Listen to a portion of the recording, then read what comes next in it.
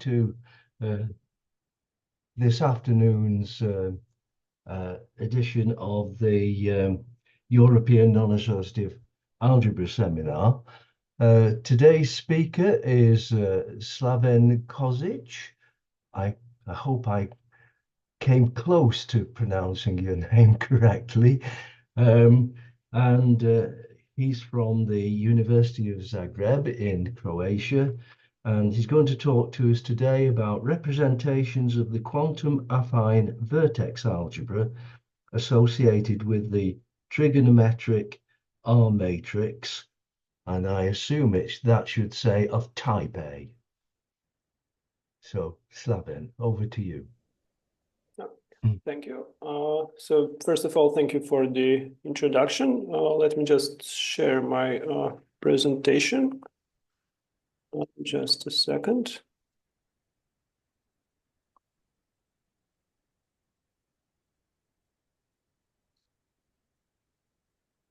Okay, so hopefully you see the presentation now. So I would like to thank the organizers for the opportunity to give this talk. So my talk, it takes place in the area of quantum vertex algebras. These are some vertex algebra-like structures which can be associated with different classes of quantum groups. So here you can see the brief outline of my talk. So I will start by affine vertex algebras. So it's just a short section where I will recall some well-known results from this area. And this will actually serve as a motivation for the main part of my talk. Next, in section 2, I will talk a little bit about quantum vertex algebras, about this early stage of development of the quantum vertex algebra theory. And then from section 3 all the way to section 6, I will talk about the Etingof Kazhdan quantum affine vertex algebra, VC of GLN, which is associated with the trigonometric R matrix in type A. So first in this section 3, I will show you this construction, how they constructed this quantum VA. Next in section 4, I will demonstrate how you can establish a connection between certain class of modules for this quantum vertex algebras and also certain class of modules for quantum affine algebra in type A, UQ of GLN hat. Next, in section 5, I will discuss the center of the same quantum VA, VC of GLN, at the critical and also at the non-critical level. And finally, in the last 6th section, I will talk about certain new class of modules, the form phi-coordinated VC of GLN modules, which are closely connected with the representation theory of twisted h-Yangians. So these are some co-ideal subalgebras in the quantum affine algebra of type A. So let's start. In this introductory part of my talk, so I prepared one slide on affine Lie algebras, one slide on vertex algebras, and then one slide which merges these two settings. So one slide about affine vertex algebras. So first of all, let's start with a simple Lie algebra over the complex field, which I denoted by G. For example, G could be SL2, so Lie algebra of square matrices of order 2 with complex entries such that their trace is 0. Then this simple Lie algebra, it can be used to construct certain infinite dimensional Lie algebra called affine Lie algebra. So first you tensor the usual construction, you tensor the simple Lie algebra with Laurent polynomials in one variable, and you add this one-dimensional vector space spanned by the element uppercase C, thus getting a certain infinite dimensional vector space. And then you define the structure of Lie algebra, which is called affine Lie algebra then, by these Lie brackets, which you see here in the middle of the slide. So here, this definition below is certain well-known construction which appears in the representation theory of affine Lie algebras. So for any complex number C, one defines the vacuum module for G hat, or sometimes this is called generalized Riemann module, of level C as follows. So it's defined as the quotient of the universal enveloping algebra of G hat over its left ideal, which is generated by all those elements in G hat which possess no negative powers of T. And in addition, we add this element uppercase C minus C times 1, so that we ensure that the canonical central element acts as scalar multiplication by C over the entire module. One notion which will be, well, quite important throughout my talk is the notion of restricted module. So vacuum module is one example of the restricted module. This term restricted just indicates that if you take any element A in the underlying Lie algebra, underlying simple Lie algebra G, then you form this formal power series A of Z with coefficients in affine Lie algebra G hat. And then if you consider the action of this formal power series over the module, then the module is said to be restricted if, when you apply this formal power series over on any vector of the module, you get only finitely many non-negative powers, or finitely many negative powers of Z and infinitely many non-negative powers of Z. So only poles at 0 are allowed. Okay, now we turn to another area, another algebraic structure. It's vertex algebra. Vertex algebras, these were introduced by Borchers in 1986. One can say that they generalize both commutative associative algebras and also Lie algebras. So here on this slide, you can see a sketch. So it's not a complete, but almost complete definition of the notion of vertex algebra. So vertex algebra, it's defined as a pair. So we have two objects. First one is a vector space, which will be throughout my talk a complex vector space. And in addition, this vector space V is equipped with a certain linear map denoted by uppercase Y. This map is called vertex operator map, and it maps elements, that is vectors of this vector space, to formal power series Z, such that their coefficients are linear operators over V. Now, this vertex operator map, it's required to satisfy certain properties. One of the key properties is this locality, which you can see here in the middle of the slide, which says that for any two vectors, A and B, there exists an integer A, the negative integer, such that these two expressions coincide. So notice that what this locality actually states is that, well, vertex operators, they do not need to commute, but they, well, sort of almost commute. Another key property is called weak associativity. Actually, this one you usually don't see in the definition of vertex algebra due to the fact that it can be derived from other axioms. So putting it in the definition is, well, redundancy. However, it's very important for my talk, as you will see later on, so I decided to include it here. So weak associativity, it says that for any three vectors, A, B, C in V, you can find a negative integer R such that these two expressions, which you see below, they coincide. So this locality, you can think of it as being generalization of commutativity. Weak associativity generalizes that ordinary notion of associativity. Thus, due to these two properties, you could say that this is a generalization of commutative associative algebra. Furthermore, one can combine these two properties to derive another property of the vertex operator map, which is called Jacobi identity, and which resembles that Jacobi identity which appears in the definition of Lie algebra. So sometimes we say that vertex algebra also generalizes the notion of Lie algebra. Okay, so now I turn to a very special class of vertex algebras, affine vertex algebras. So these are associated with affine Lie algebras. So as before, let G be a simple Lie algebra. First of all, I'd like to recall this well-known result of Igor Frankl and Yongcheng Zhu from 1992.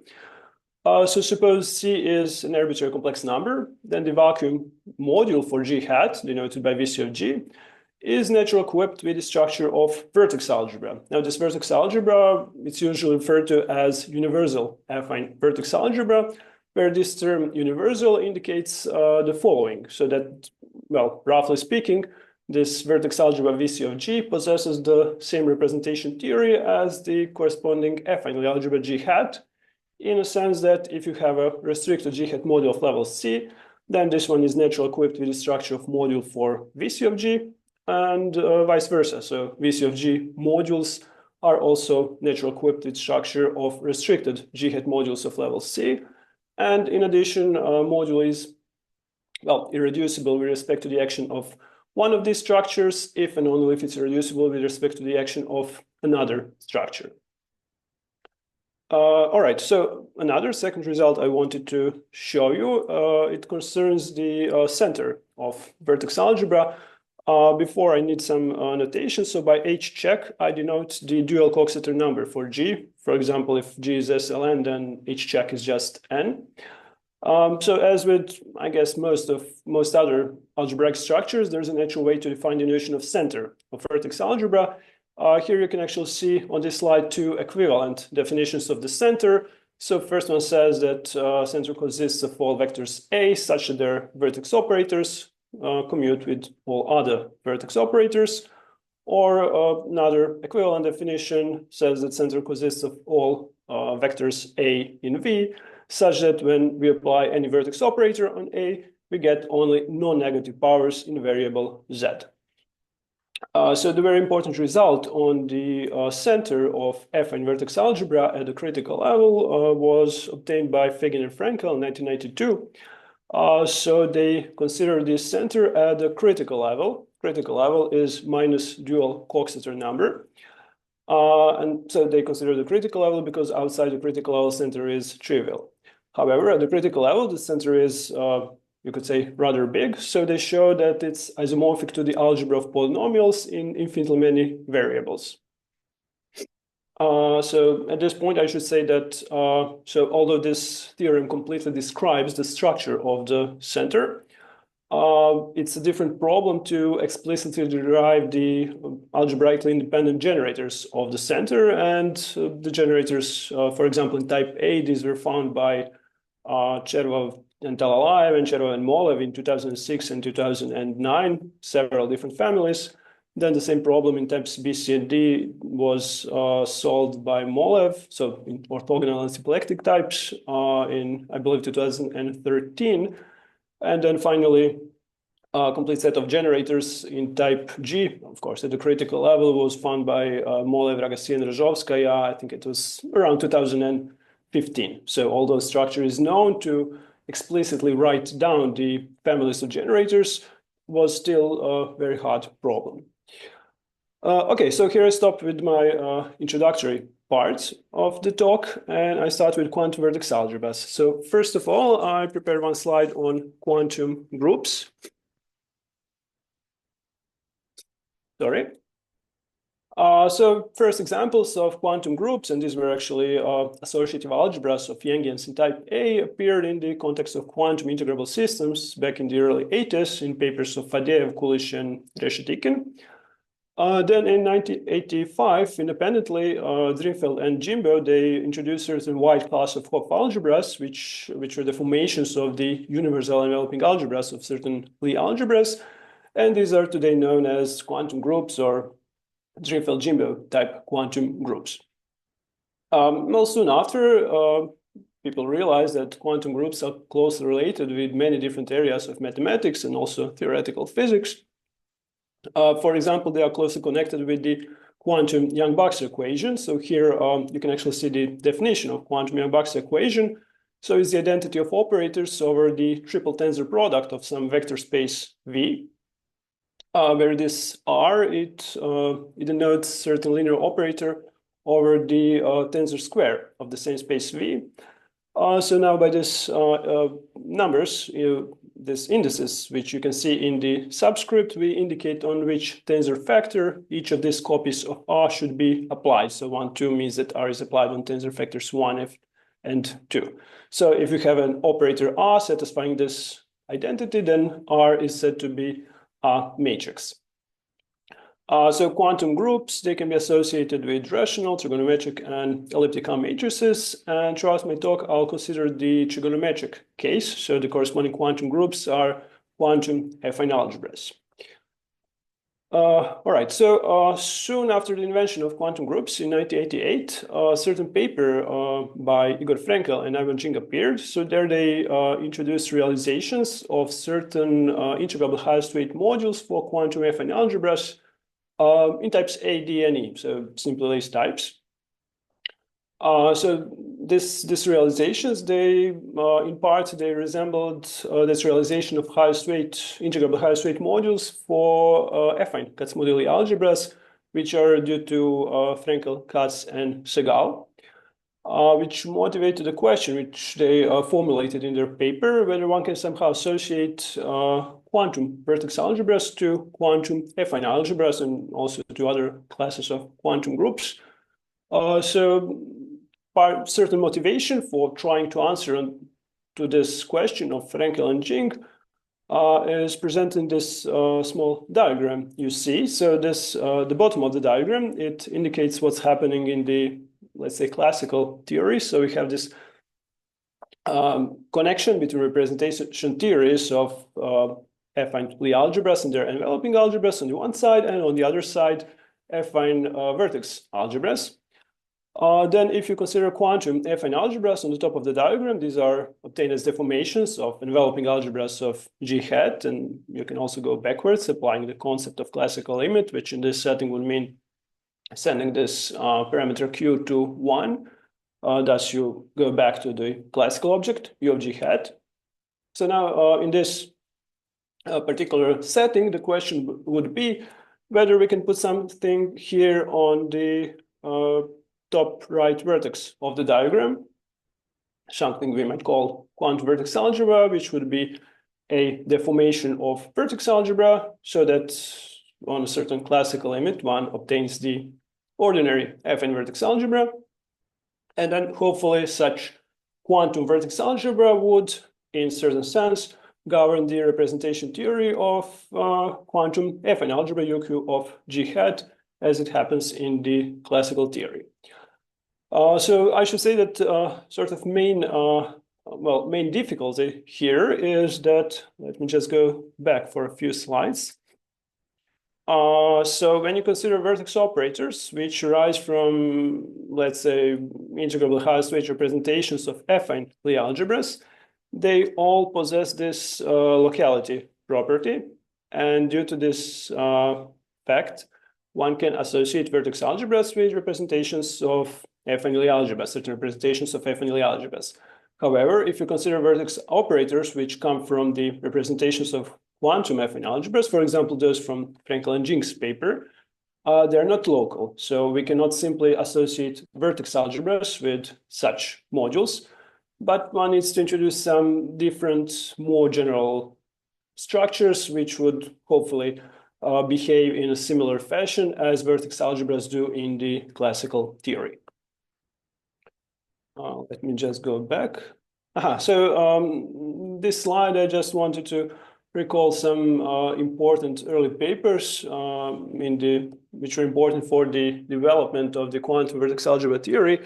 So in 1997, Edward Frenkel and Nikolai Reshetikhin introduced the notion of the form chiral algebra, which actually motivated the notion of quantum VOA, quantum vertex operator algebra, introduced by Etingof and Kazhdan in 2000. And in their paper, actually, so they gave first examples of quantum vertex algebras. Then in 2001, Borchets introduced also notion of quantum vertex algebra, but different from the one of Etingof and Kazhdan. And I think today these structures are sometimes referred to as categorical quantum vertex algebras. Then in 2003, two important papers appeared. So Bakalov and Katz introduced field algebras, and H-Yangian introduced axiomatic G1 vertex algebras, which are today known as non-local vertex algebras. So these are some more general structures than vertex algebras. For example, this non-local vertex algebras, if you go back to the definition of vertex algebra, so you get non-local vertex algebra if you, well, as you can guess from the terminology, if you raise this locality axiom, but you keep the weak associativity. So sort of motivation at this point was to try to better understand this more general structures, develop their theory, and then afterwards try to specialize going towards different classes of quantum groups. In 2009, Anguello and Bergwell, they introduced the so-called HD quantum vertex algebras. So these were certain generalizations of quantum VOAs of Etingof and Kazhdan. And also in 2011, H-Yangian introduced the theory of phi-coordinated modules. So these were certain well-deformed notions of module for quantum vertex algebras, and this theory actually later enabled the association of quantum vertex algebras with quantum affine vertex algebras, with quantum affine algebras, sorry.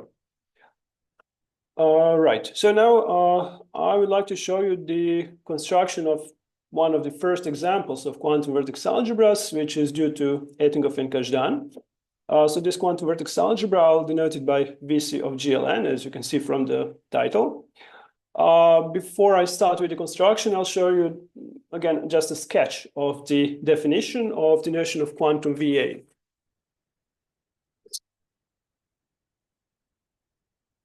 Okay, so as you can see, quantum VA is defined as a triple. So first of all, instead of complex vector space, we now have topologically free C of H module.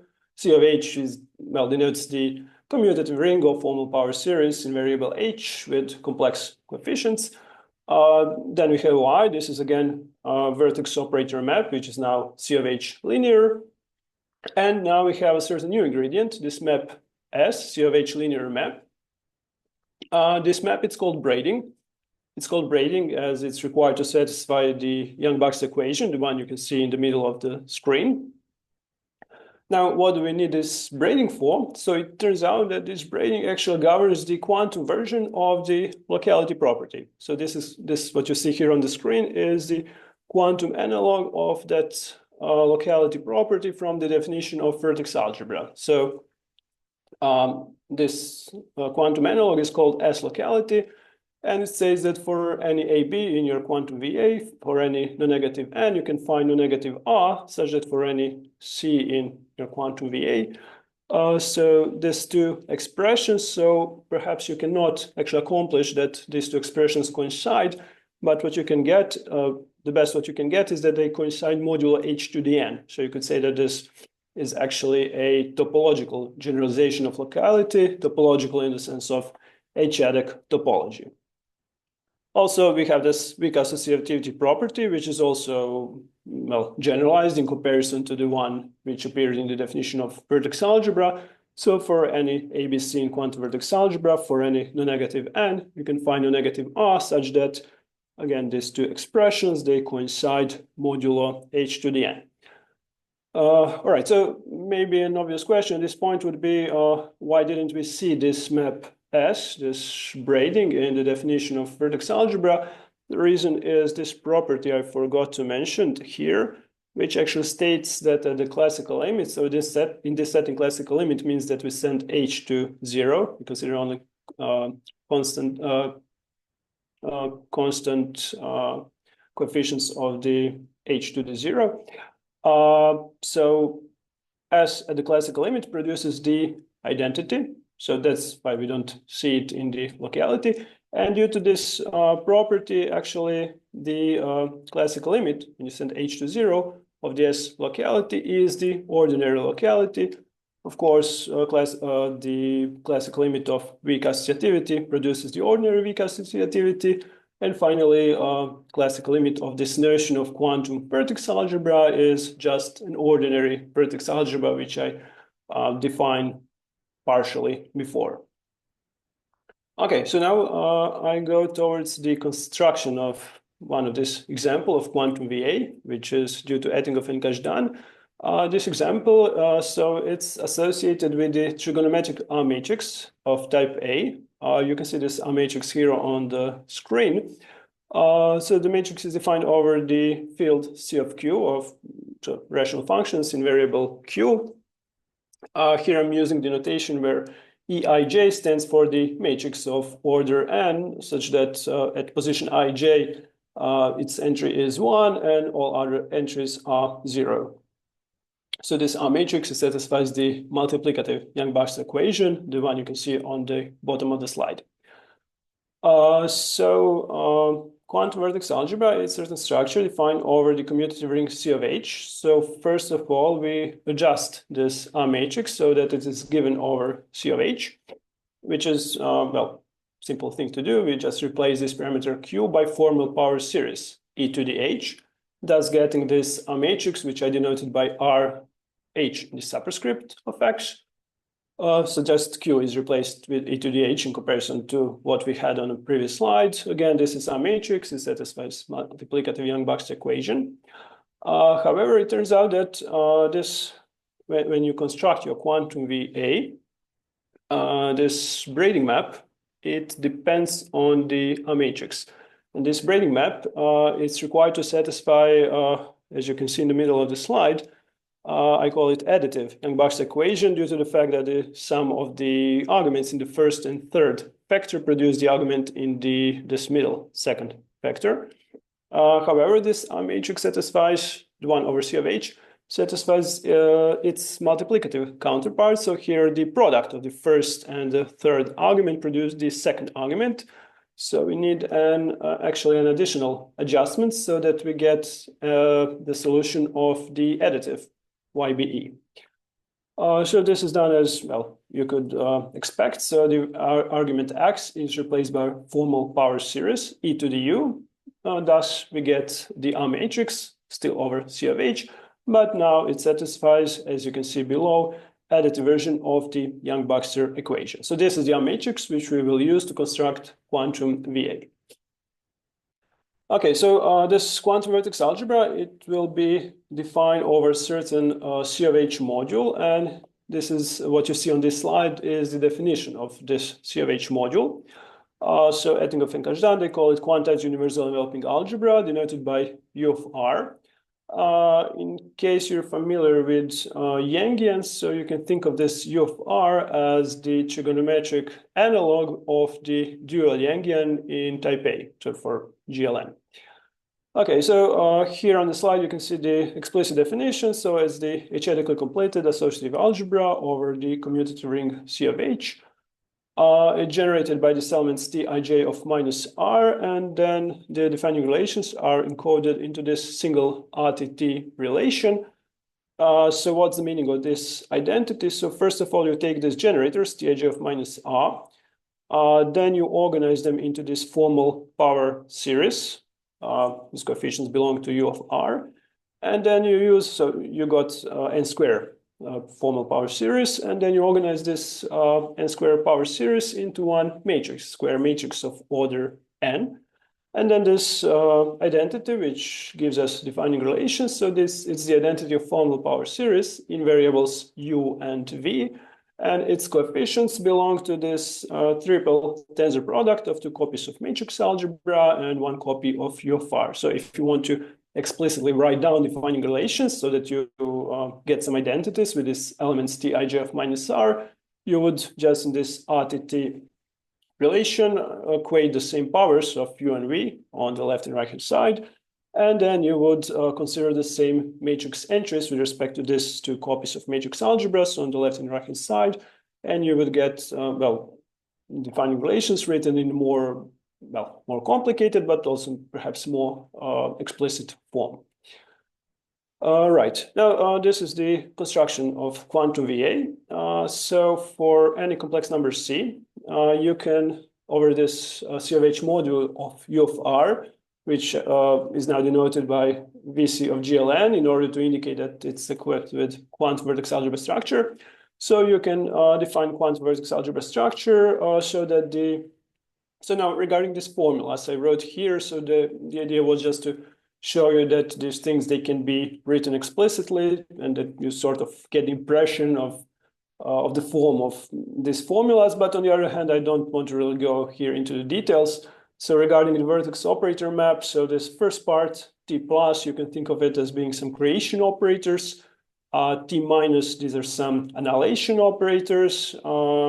Again, if you're familiar with the Yangians, so you could say that this T minus, which I didn't explicitly define anywhere, but this T minus is the analog of the action of the Yangian for GLN over the dual Yangian, which is induced from the structure of the double Yangian, central extended double Yangian. Also this braiding map, so as you can see, you can, well, explicitly write the expression for the braiding map, although it perhaps does not look very nice. And well, as I said before, in general, classical limit of quantum vertex algebra is ordinary vertex algebra, And then classical limit of this quantum vertex algebra is that universal affine vertex algebra, which I started my talk with, so which appeared on the, I believe, third slide. So this is construction for the trigonometric matrix, but Etingof and Kazhdan also provided construction for rational and elliptic matrices, also of type A. Later on, with Buterat and Jing, we generalized their construction to types B, C, and D for rational and trigonometric matrices. And what all of these constructions they have in common is that, again, at the classical limit, you obtain exactly the universal affine vertex algebra of the corresponding type. Okay, so now I proceed towards the next part of my talk. Sorry.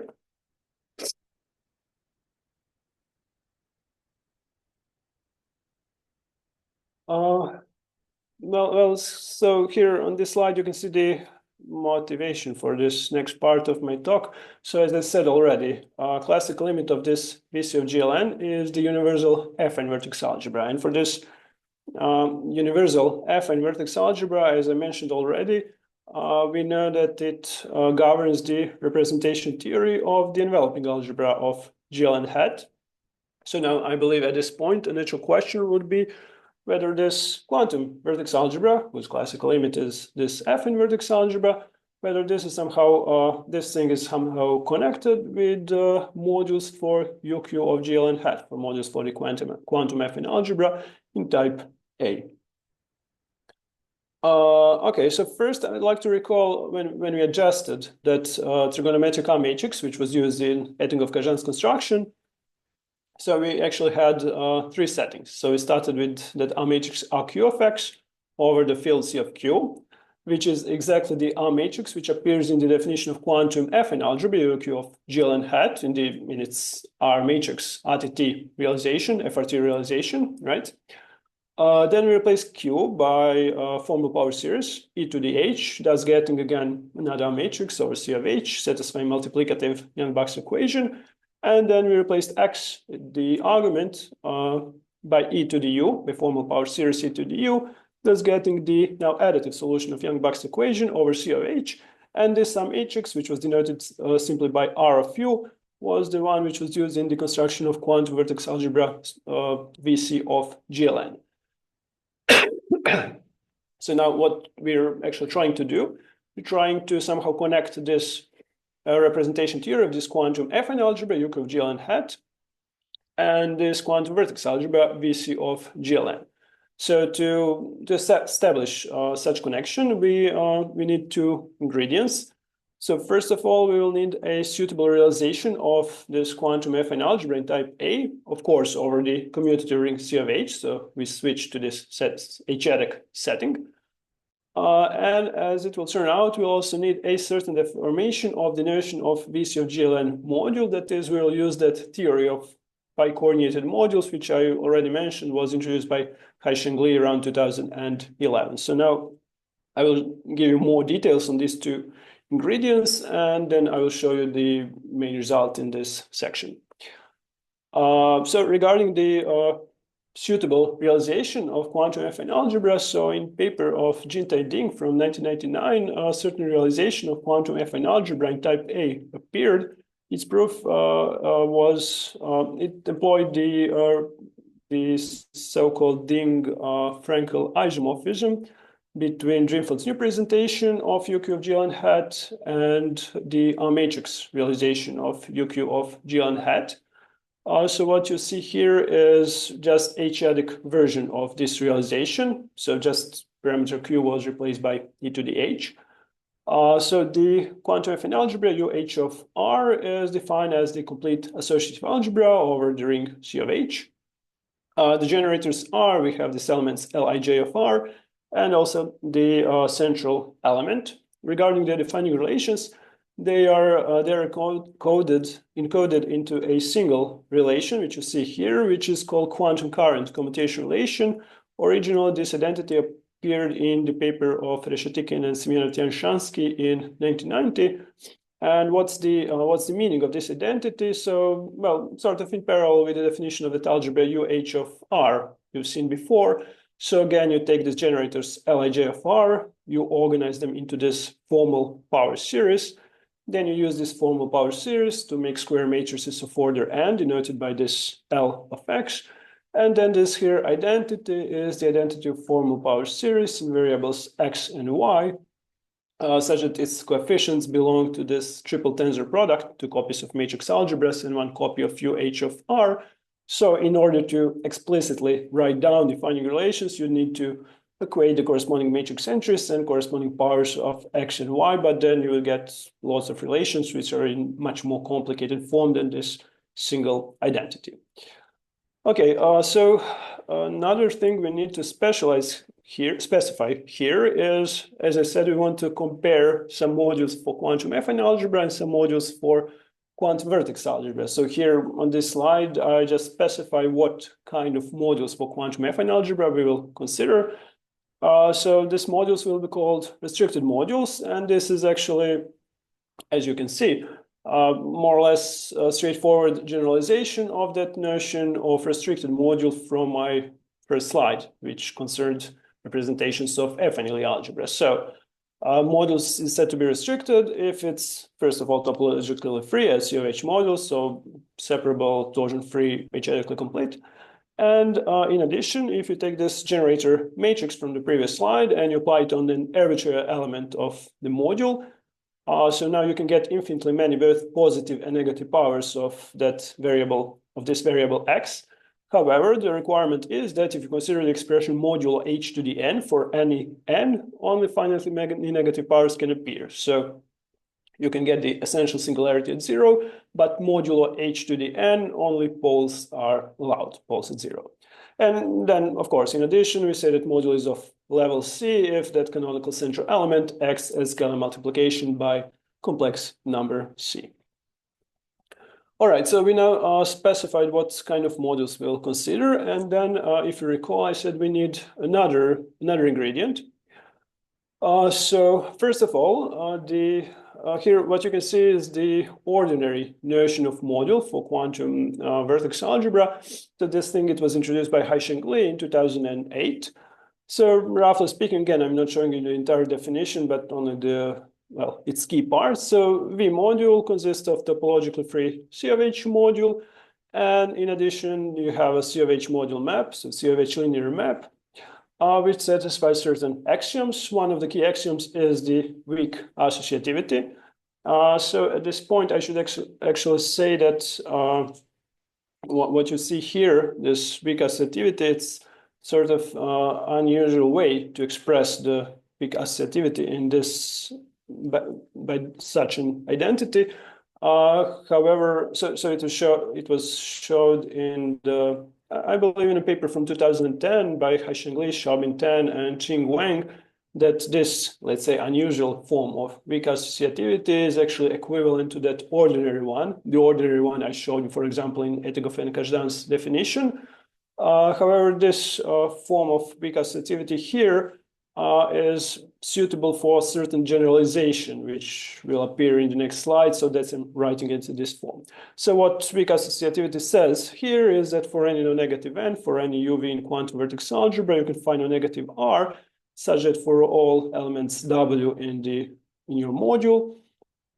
So here are actually two statements. So first of all, this R is chosen so that this substitution, which we apply, is well defined when this expression inside the brackets is regarded modulo n. And then for this R, such that this substitution makes sense, is well defined, well, what you get after applying the substitution is modulo h to the n equal to what it's written on the right-hand side. Okay, so it turns out that this notion of module is not suitable for establishing connection between modules for quantum vertex algebras and quantum affine algebras.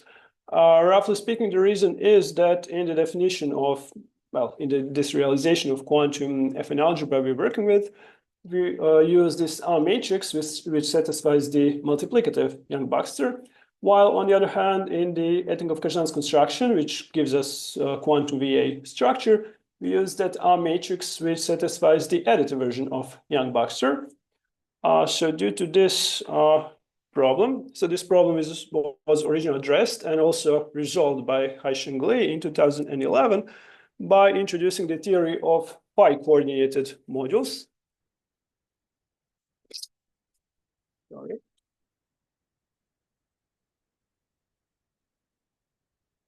So phi-coordinated modules, you can think of them as being deformations of that ordinary notion of module from the previous slide. So you start with some formal power series phi, which is required to satisfy these two properties you see. And then, so in this definition of phi-coordinated module, what actually changes in comparison to the previous definition, in comparison to the previous slide, is written in magenta or purple, whatever this color is. So instead of this previous substitution, Z1 is Z2 plus Z0, you send Z1 to phi. And instead of this Z0 to the power of R, which appears in here on the right-hand side, now you have this difference to the power of R, phi minus Z2. So it's actually easy to check that if you choose phi to be Z2 plus Z0, so this is indeed an example of associate, so it satisfies these two simple properties. And in addition, if you put this particular phi in the definition of phi-coordinated module, you go back to this classical definition of module for quantum vertex algebra. Of course, to establish that aforementioned connection, we need different phi. Okay, so here I would like to just point out that so this theorem I will present is actually, one can prove this result due to the fact which was originally observed by Etingof and Kazhdan in their paper from 2000, that the S-locality property for the vertex operator map, one defining the structure of quantum VA or VC of GLN, is in fact of the same form as quantum current commutation relation, the one from Reshetikhin and Semyonov-Tianshansky, which then Ding used in his realization of quantum affine algebra. So you can show that for this choice of phi, so phi is now Z2 times e to the Z0. So you can show that restricted modules of level C for quantum affine algebra are naturally equipped with the structure of phi-coordinated modules for quantum vertex algebra, VC of GLN, and vice versa. So phi-coordinated VC of GLN modules are naturally equipped with structure of restricted module for UH of R of level C. And in addition, so module is irreducible with respect to the action of one structure, if and only if it's irreducible with respect to the action of another structure. So it's sort of similar result as I mentioned in the beginning, which is already well known for the universal affine vertex algebra. So regarding this theorem, that is its proof, I should mention, so there is a certain issue. So the proof, it actually heavily depends on the existence of that realization of quantum affine algebra where the defining relations are encoded into single quantum current commutation relation. And well, what's the problem? The problem is that, well, as far as I know, such realization only is known in type A. So it's not clear how to generalize this equivalence between modules to other types by using this method. However, so to sort of end this part of my talk on a more positive note, I should say that recently a series of papers which also build upon this theory of phi-coordinated modules of h-Yangian. So to be more precise, there were 3 papers co-authored by Nairun Jing, Fei Kong, h-Yangian, Xiaobin Tan, and I think 2 more papers by Fei Kong. They introduced some new concepts, some new constructions in quantum VA theory, which actually give new and I would say more general and better approach to associating quantum VAs with quantum affine algebras and developing underlying theory, which actually fits the Dreamfield new presentation, which is available for all types of quantum affine algebras, Dreamfield new presentation. So actually, thanks to these papers, one can now say today that that original question of Frankel and Jing of developing quantum VA theory for quantum affine algebras is actually completely settled in full generality, that is for all types. All right, so section 5.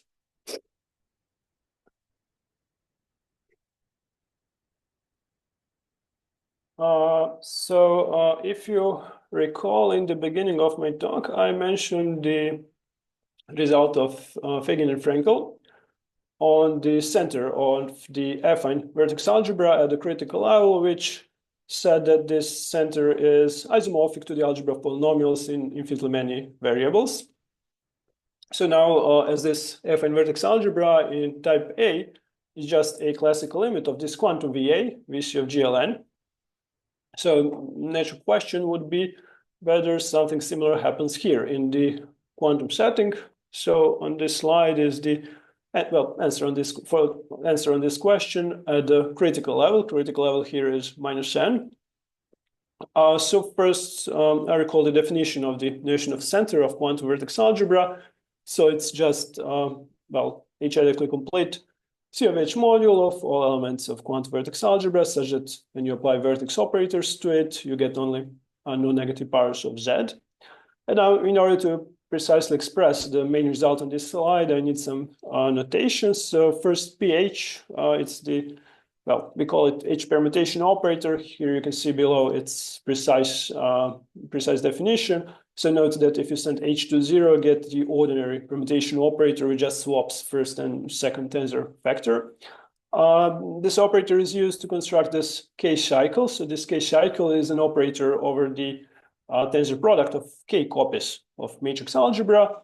And here in the subscript, you see on which tensor factors each of these copies of H permutation operator should be applied. Also, in addition, D stands for certain diagonal matrix.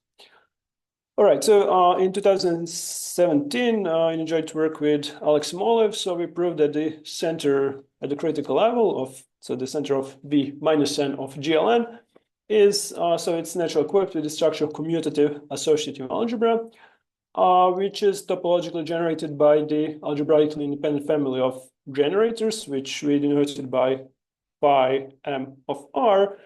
And here, if someone is interested, you can see the explicit definition of this generator, so how you can actually compute them.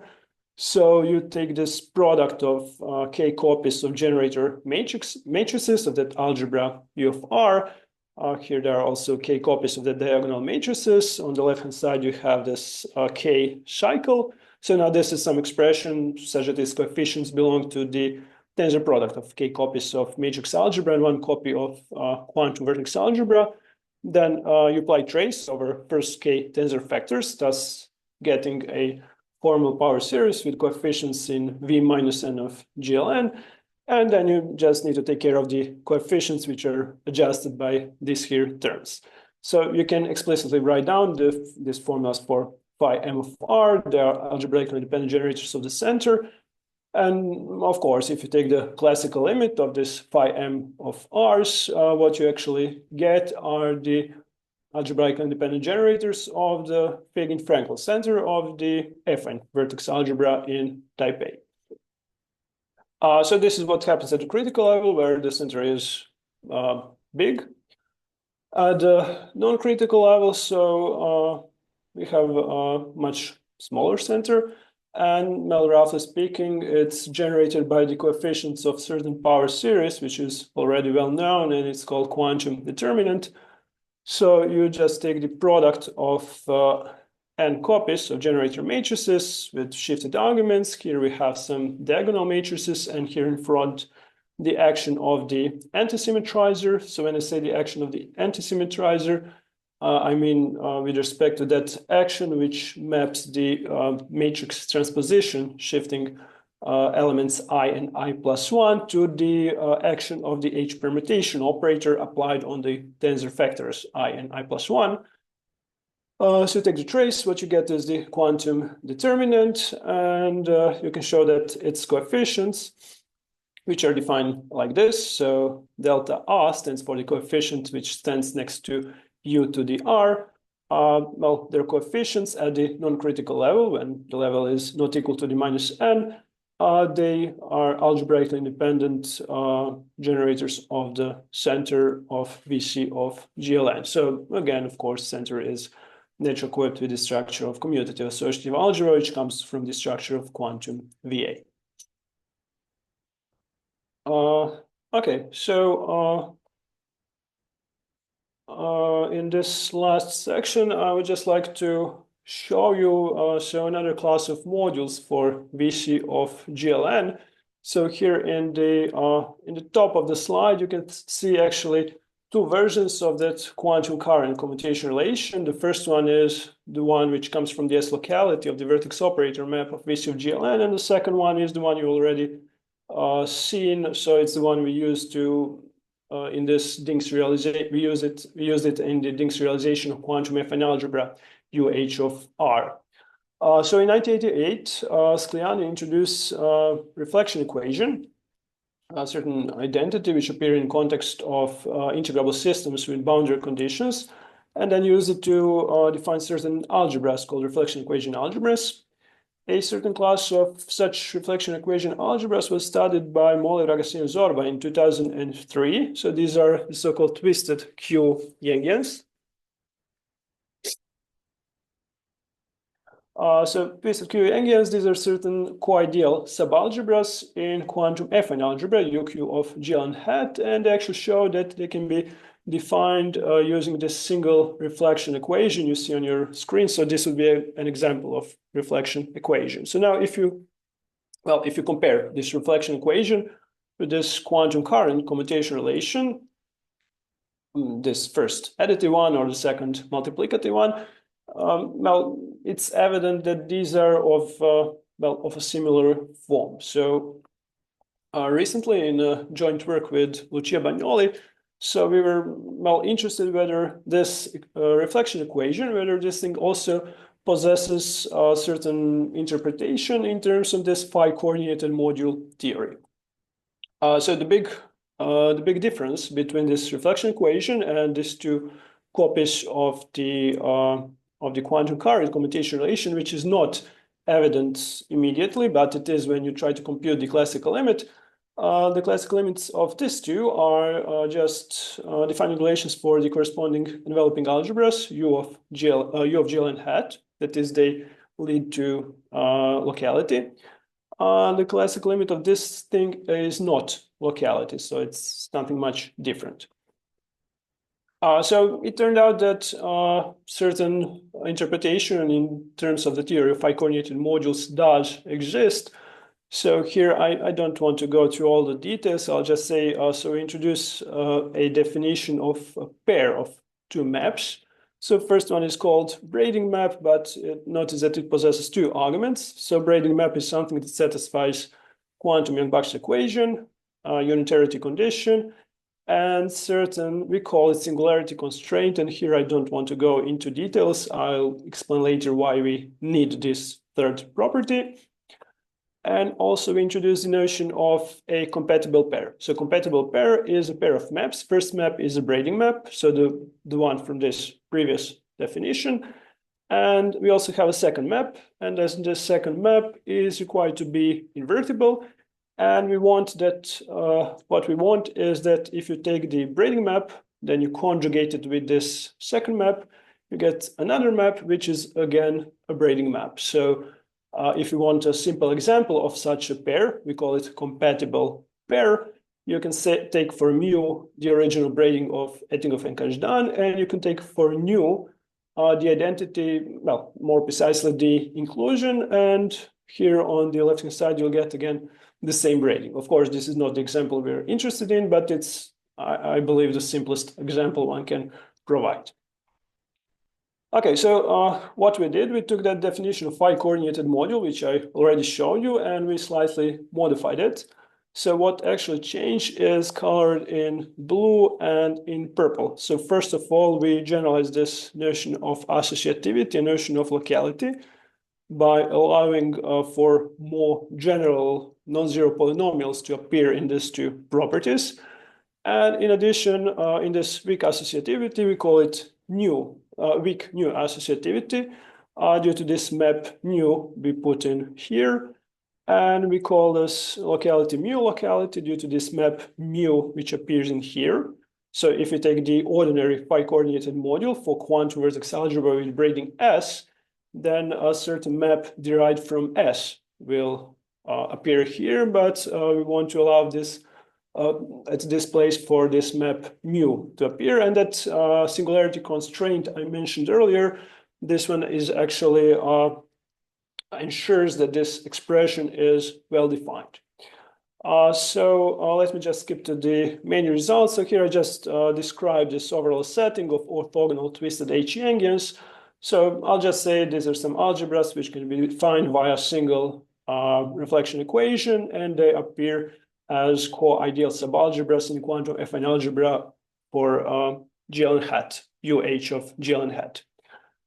Okay, so what we showed is that for any C, one can construct a compatible pair, which can be it can be written explicitly, but I didn't include the formulas.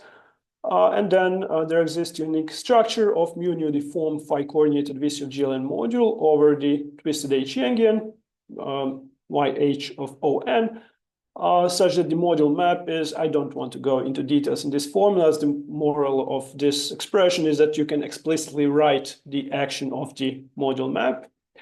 And then if you consider the action with respect to this module map of the quantum determinant, so that expression such that its coefficient generates the entire center of VC of GLN at the non-critical level, what you actually get is that well-known expression called Sklianin determinant, which appeared already earlier in the literature. So in that paper of Molev, Ragasin, Zorba, they show that this Sklianin determinant, its coefficients belong to the center of the twisted Yangian, and its coefficient generate the entire center.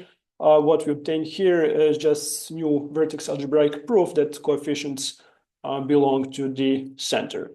And also we show that this mu deformed phi coordinated modules, they're closely connected with the representation theory of the twisted h-Yangian, in the sense that if you have a twisted h-Yangian module W, then you can make it into a mu deformed phi coordinated module for VC of GLN. Here is the explicit formula for this module map. And also if this condition here is met, you can go backwards. So if you have a mu deformed phi coordinated VC of GLN module, then you can make it into a module for the twisted h-Yangian via this here assignment. So this mu nu map in here is the same as in the previous theorem. Okay, so that's all for me. Before I stop, just a quick announcement. So in spring next year, we plan to organize a workshop in Zagreb on quantum groups, quantum vertex algebras, F and Lie algebras, combinatorial identities.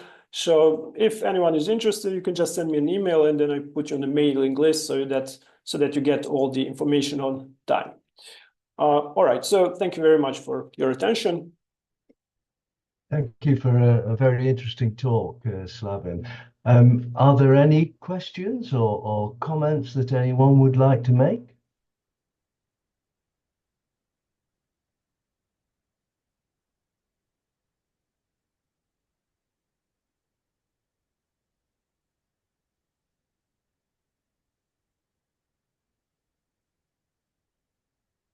No?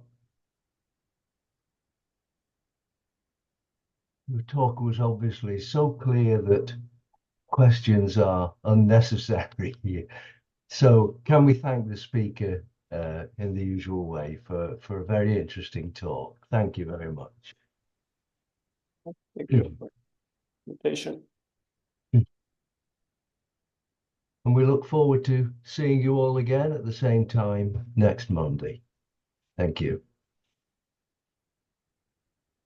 Bye.